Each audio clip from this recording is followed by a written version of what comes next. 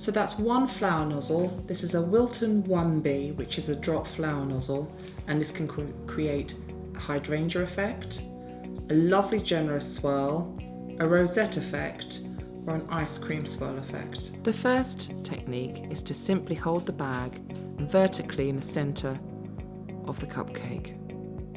So press down firmly, get your pressure right with your hand, thumb over the top, apply pressure in the middle and squeeze and lift. And there we have it, classic ice cream cone style.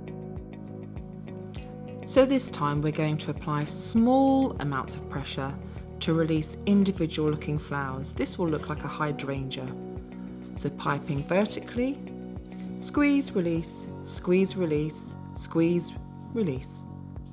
And again, all the way around the cupcake. This is great for cupcake bouquet styles. So now we're going for the more obvious approach, which is to work in a circular motion. Now decide from the whether you're going to start from the inside of the cupcake or the outside.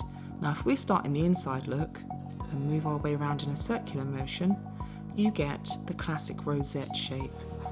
Just drag and lift on the outside edge to release. Pretty.